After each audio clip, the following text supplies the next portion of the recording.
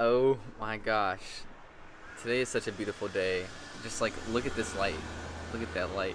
So I think I'm gonna make this video outside. So today we're gonna be talking about what's in my camera bag for the end part of 2018. Just this light.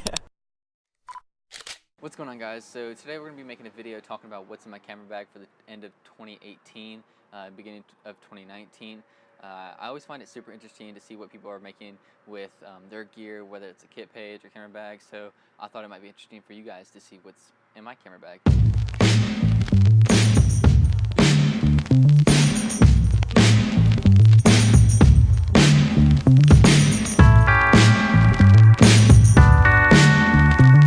To begin with, my camera bag is just a regular backpack. It's a Smart Alec by bihn.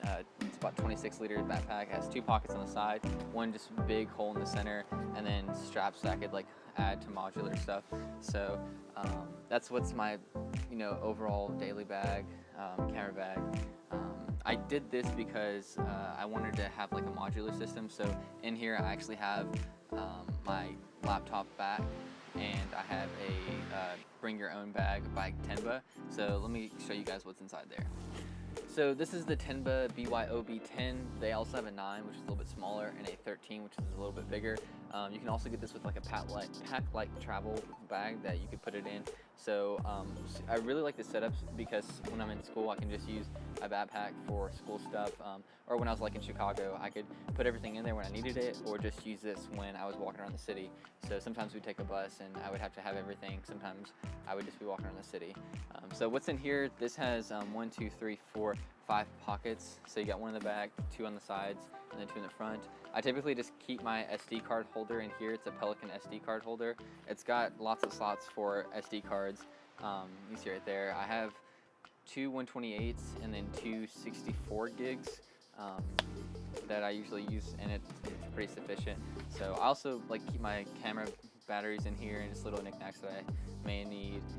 So also, let's see, on the back I typically put my Tiffin variable ND filter, so if I'm doing time lapses or something like that. Then I have a portable USB charger. You guys need one of these if you're traveling, because if your phone dies, then you can charge it up real quick, or to charge up your batteries if you're just on the bus or something. And then I also have a little aperture AL M9 that it provides a little bit of extra light. So pretty solid. 2 mesh pockets on the side. Sometimes I'll have like a pack light, and right now I just have a plastic bag just in case it rains. So let's go ahead and move on to what I'm actually shooting with. So for audio, I was looking up some test reviews and kind of just seeing that the Rode Video Micro is a pretty solid choice for its value. And for portraits, I'm using the Sony 50mm f1.8 OSS. 50mm is a pretty solid look for portraits, and then OSS helps out if you're doing video, and then the f1.8 gets you good bokeh and blur separation of the subject and background. So that's pretty much my portrait lens setup. But for my camera setup, I'm using the Sony a6500 and FE 16-35 f4. So let me talk a little bit more about that. So I originally got into photo about 3 or 4 years ago, and I had a Nikon camera, and then I kind of sold it because I got busy with school and was getting out of it. But I recently got back into it about 1.5 years, and I was looking for something that was a hybrid camera. And what I came across for reviews and stuff like that, the Sony a6500 was a really good choice. It definitely has been a great choice for both photo and video. Attached a small rig cage on the outside just in case you drop it, or if you want to attach other things. This slides into my ME Photo road trip tripod, so that way I don't have to use the base plate. I have Peak Design straps on here, and I didn't really know how useful Peak Design straps were until I actually got one, and they're super helpful when you're trying to go just like quick setups and stuff like that. So solid overall camera, solid overall cage, solid overall straps. For the lens, the 16-35 FE. Now you might be thinking, why the FE 16-35 on a crop Well, so for the lens, I originally had the 16mm f1.4 and 30mm f1.4 by Sigma, and I just found myself switching between the lenses too often, and I like the dramatic look at 16 and the detailed shots at like 30mm, and I wasn't shooting at f1.4 a lot, so it didn't really make sense for me to kind of have two primes for the f1.4s and then just having trouble between switching the two. So with the 16 and 35mm f4, I can shoot wide at 16 and then detail shots at 35 and then anything in between for other things. The f4 isn't like too limiting. During the day it still provides good bokeh, but at night it's not as great as f2.8 or f1.4 would be.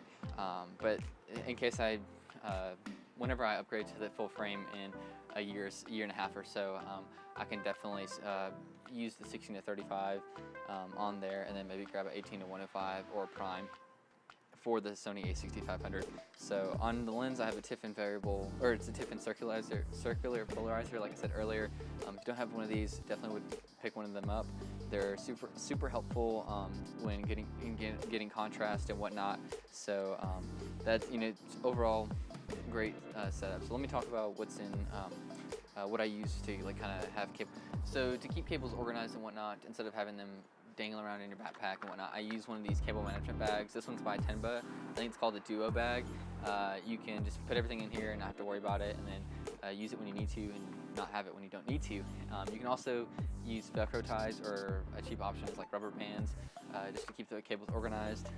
Solid, useful tool. I'd say one of my favorite tools to use, just because it's super helpful and inexpensive. It's like 15 or 20 bucks. So the next actual camera tool is this Joby GorillaPod. It was really helpful when trying to get time lapses, or instead of having to set my camera on the ground, I could just put it on the tripod and just set it there. But unfortunately, when I was in Milwaukee, the leg broke. But I contacted Joby and shout out to them for sending me a replacement. Thank you so much. It really means a lot to be able to use this tool to its full extent. So now on to my computer setup. So long story short, I had a PC by Lenovo and it just wasn't working out, so dealt with that, and then I bought a 2016 MacBook Pro. I keep it in this bag right here. It's a TomTalk bag.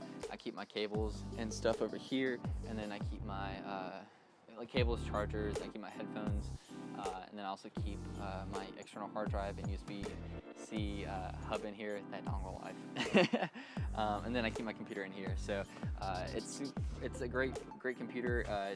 It works well whenever I want to delete game, or if I want to edit, or if I just want to browse, or even like for school when I have to use AutoCAD and Revit, I can just load up Boot Camp or Parallels and it works seamlessly. So that's pretty much it. What's all in my camera bag.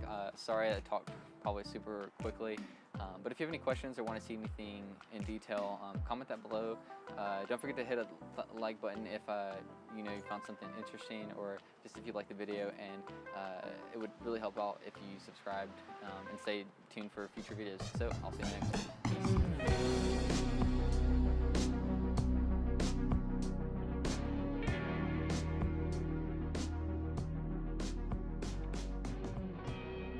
On a last note, check out that sky. Like, isn't that? It's been amazing. It's amazing. Let me show you the sky over here.